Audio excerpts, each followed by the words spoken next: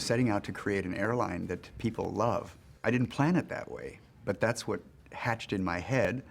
I abandoned that thought because I didn't think it was sustainable.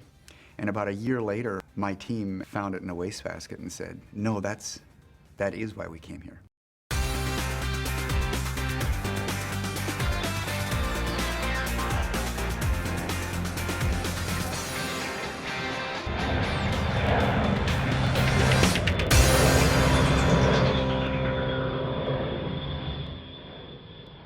When I came on board, we had very little going for us.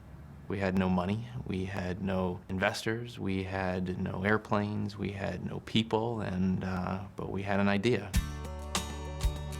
There was a tremendous sense of purpose, a quest. It was a sense of dread and wonder and excitement.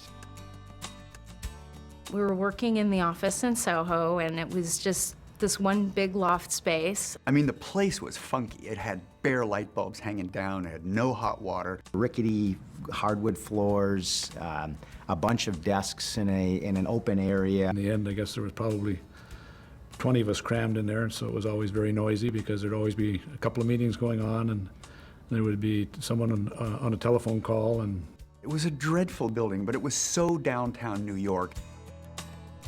We had a lot of fun. You worked long hours because no one had their spouse or partner, and so people stayed very late. It was kind of working hard with a purpose, but not sure what general direction you were going in, other than we're going to create this airline. you got involved in a lot of things that you normally wouldn't, because we just, in many cases, we didn't have anyone else to do it. So you were the, jack of all trades. No matter how difficult things got or how stressful they got, there always seemed to be this end goal in sight. When we started going to raise money from U.S. investors, that took a lot longer than anticipated. We had hoped to do it in 6 months, and it took 16. We thought we would be able to put an airline together quickly, but we were kind of naive with that thinking. But we were very ambitious and very aggressive. And ultimately, we found really committed investors that fell in love with two ideas: a brand and an airline. So we filed for certification. Fred said, "Hey, Dave, you used to practice law, right? Why don't you head up our certification efforts in D.C., because we'd literally run into a brick wall there." We started to get rumors that we were in trouble. 2 days after Christmas, the Department of Transportation denied the application. That was really hard. The uncertainty was very hard. People who had just joined the company were kind of even more concerned and more disheartened, I think, than people who had been with the company for a long time, because they didn't know what to expect and they hadn't kind of lived really through some of that adversity before. We didn't know if or when it would happen, but I think everyone sort of had that faith and recognized that the potential success was enough to justify people taking huge risks and moving their families and not knowing what would happen and not knowing where they'd be living and, all of these things. I mean, there were days, time and again, that I was sure we weren't going to make it, but I couldn't believe it. I never once believed for a second that we could fail, even though rationally the obstacles in front of us were overwhelming. We figured out at one point in time that we had 75% of the airline industry against us. They didn't want another competitor. We had almost 200 people hired. We had 10 planes. We had a couple $100 million in this thing. And I was upstairs in this building and called everybody on deck and said, "We're going to fight." Would anybody here like to launch an airline? We use the challenge as a rallying cry and a rallying point. So like any tough experience, it allowed us to gel as a team and realize that obviously what we were trying to do was special and posed a real threat to the airline industry. Otherwise, why would they be so hell-bent on trying to kill us?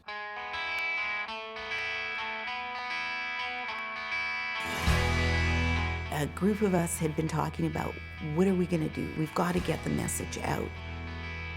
We developed a campaign called Let VA Fly, built a website. My best recollection of Let VA Fly was Valentine's Day, where all of the employees of Virgin America took to the streets of San Francisco to try to get people to focus on our campaign and go to our website.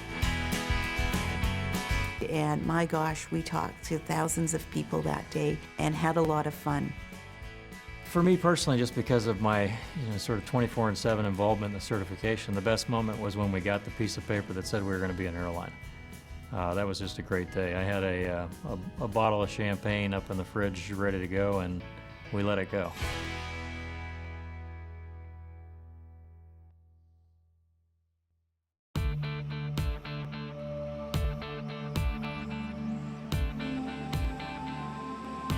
August 8th, first day we ever flew an airplane. That was a high.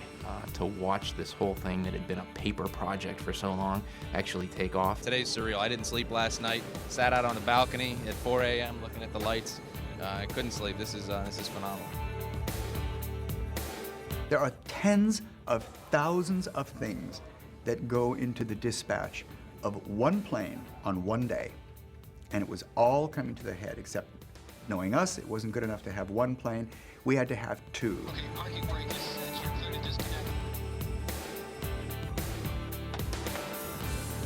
We had an airplane come out of New York and then one come out of Los Angeles, and then we had arranged with air traffic control to bring them in on the parallel runways here in San Francisco, so they landed at the same time. I hosted the inaugural flight from Los Angeles to San Francisco.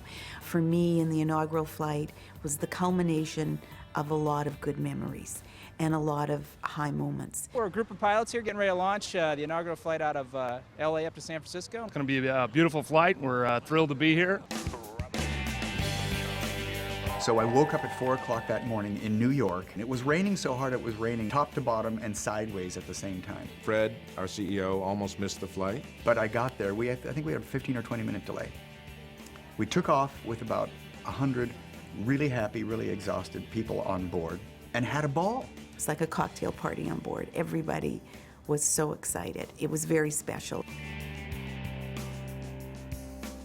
I'm not sure that I've ever experienced anything quite like this. This is a historic event, and we are honored to be a part of it. We're honored to have you with us. Frankly, I think we were all disappointed our flight was so short. Then the captain made an announcement that the flight from New York was beside us. If you look out to your right, you'll be able to see a red tail sparkling beautifully in the sky. And then we landed simultaneously, and there was just this incredible beauty about it. It was almost like being in a dream. It was just the consummation of all of this effort and all of this struggle and uncertainty, and finally having it come to fruition.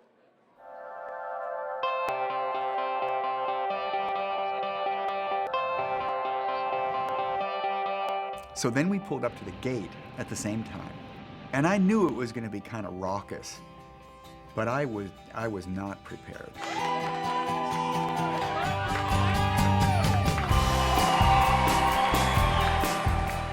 I was one of the last people to get off into the international terminal, and the place was just packed with people. Fred, Richard, Mayor, Gavin Newsom were there.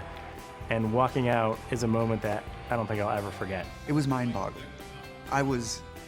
I was afraid I was going to burst into tears. We welcome you to a new start.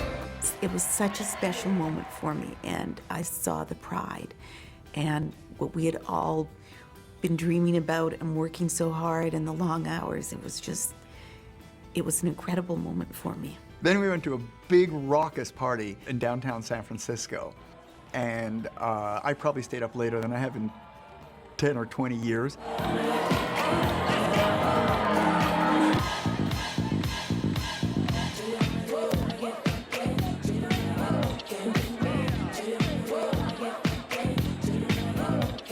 I can't believe that we actually have planes in the sky now. I can't tell you how many times we'd be in our office and we would point to the sky saying, you know what, one day we're going to see Virgin America planes landing. You know, one day.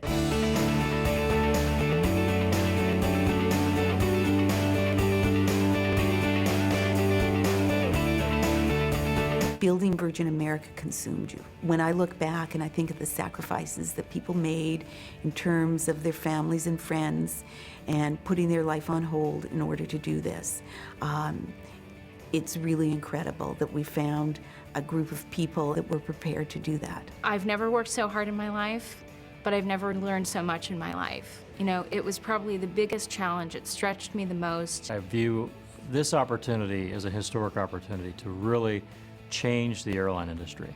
You know, it's one of those moments where you say, you know, where were you when we changed the airline industry? And I'm going to be proud to say that I was part of Virgin America, part of the team that made it happen. My high point hasn't been reached yet. That will be cash flow break even.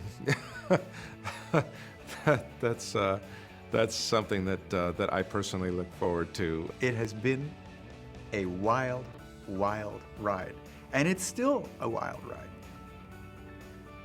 And I hope it never changes.